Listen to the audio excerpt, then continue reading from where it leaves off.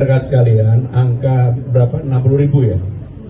Itu sama sekali bukan angka dari pemerintah DKI Jakarta. Itu saya sendiri tidak tahu angkanya dari mana. Dan sebenarnya sudah ditanyakan kepada saya kemarin, dan saya sudah menjawab bahwa pemerintah DKI Jakarta tentunya dalam memutuskan pasti mempertimbangkan banyak hal, termasuk berapa yang harga yang wajar atau. Nah, sampai hari ini belum ada keputusan apapun tentang itu, bahkan angka 60.000 pun saya baru tahu ketika sudah viral. Jadi jauh dari itulah, supaya tidak ada kekhawatiran. Baik, terakhir tadi. Pemirsa, Bursa Efek Indonesia berencana mengubah batas minimum harga saham dari Rp50 menjadi Rp1 per saham. Direktur Utama Bursa Efek Indonesia Jeffrey Hendrik menyatakan rencana ini sebagai upaya Bursa Efek Indonesia untuk memperbaiki proses pembentukan harga atau price discovery. Bursa Efek Indonesia berencana mengubah batas minimum harga saham yang diperdagangkan di pasar reguler dan pasar tunai dari Rp50 menjadi Rp1 per saham. Rencana itu bertujuan memberi ruang perdagangan yang lebih luas, terutama bagi saham-saham yang saat ini stagnan berada di level Rp50 per saham. Sebagaimana diungkapkan Direktur Utama Bursa Efek Indonesia Jeffrey Hendrik, rencana ini disebut sebagai upaya Bursa Efek Indonesia memperbaiki proses pembentukan harga atau price discovery. Selain batas minimum harga, Bursa Efek Indonesia juga berencana mengubah batas harga auto reject atas dan auto reject bawah. Rencana Bursa Efek Indonesia menurunkan batas harga minimum saham yang dapat diperdagangkan di pasar reguler dan pasar tunai menjadi Rp1, dinilai tidak sekedar mengubah angka yang tampil di layar perdagangan. Kebijakan itu berpotensi membuka ruang bagi saham dengan harga sangat rendah untuk benar-benar ditransaksikan di pasar reguler melalui mekanisme continuous auction di pasar tunai. Head of Research Kiwom Sekuritas Indonesia Liza Kamlia Suryata mengatakan, perubahan tersebut akan membuat harga saham yang selama ini tertahan pada level Rp50 memiliki ruang pergerakan harga yang sangat luas. Dengan begitu, investor memiliki ruang untuk melakukan transaksi sekaligus membentuk harga yang lebih mencerminkan kondisi permintaan dan penawaran. Namun ia mengatakan peningkatan frekuensi dan nilai transaksi hingga 2 atau 3 kali lipat belum tentu menunjukkan bahwa likuiditas pasar menjadi lebih sehat. Bisa mencatat investor retail perlu mencermati risiko dari perdagangan saham dengan harga nominal yang sangat rendah. Harga yang terlihat murah dapat menimbulkan persepsi bahwa saham tersebut memiliki potensi kenaikan yang besar, padahal kondisi fundamental perusahaan bisa saja terus memburuk. Berbagai sumber untuk iDirectional. PT Kobeksindo Traktor Tbk secara resmi memperluas jangkauan bisnisnya ke sektor solusi intralogistik terintegrasi melalui anak usahanya PT Kobeksindo Equipment. Langkah diversifikasi usaha emiten alat berat berkode KOBEK ini ditopang oleh pertumbuhan pendapatan kuartal kedua sebesar 13,2%.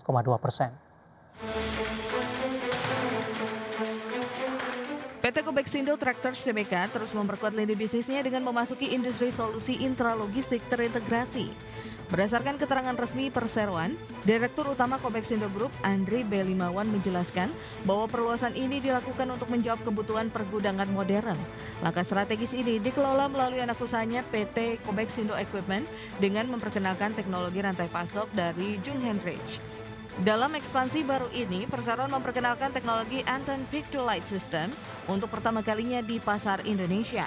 Teknologi ini memanfaatkan panduan visual untuk mempercepat proses pengambilan barang oleh operator di dalam gudang.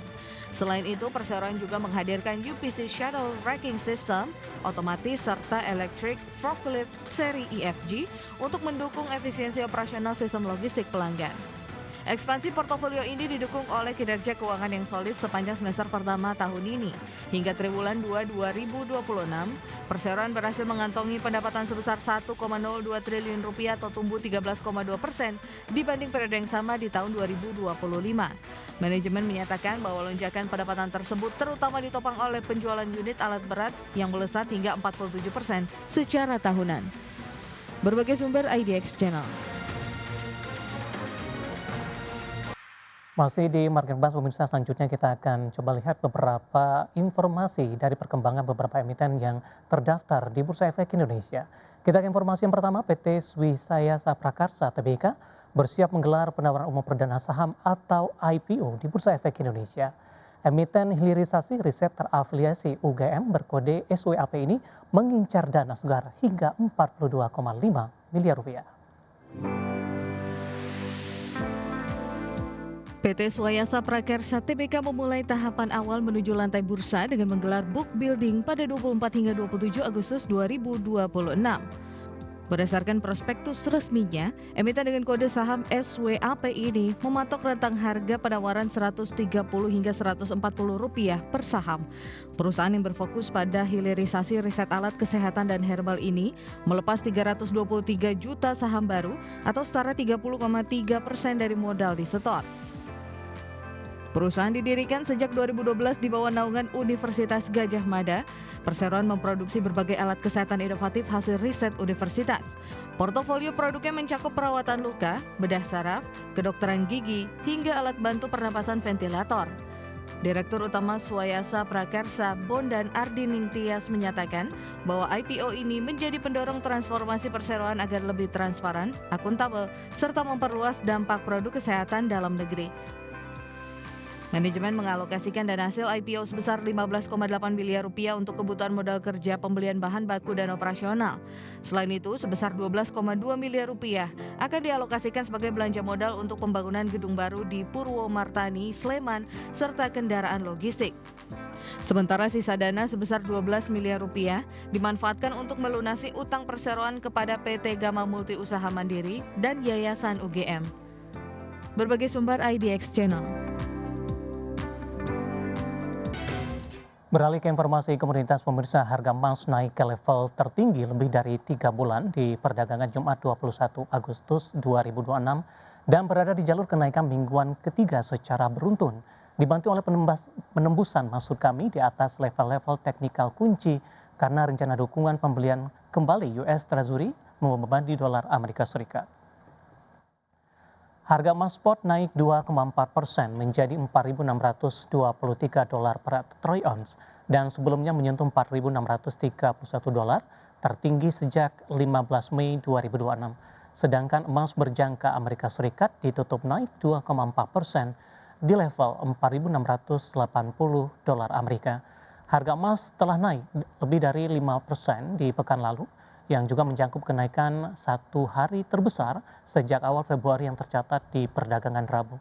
Goldman Sachs mencatat permintaan opsi emas telah meningkat tajam di tengah permintaan baru untuk lindung nilai kebijakan makro global menciptakan penguatan harga mekanis baik ke sisi atas maupun bawah. Di saat yang sama, dolar Amerika terpuruk mendekati level terendah sejak pertengahan Mei karena investor mempertanyakan apakah upaya Departemen Keuangan Amerika Serikat untuk menenangkan pasar obligasi justru bisa berakhir merusak kepercayaan terhadap dolar Amerika Serikat.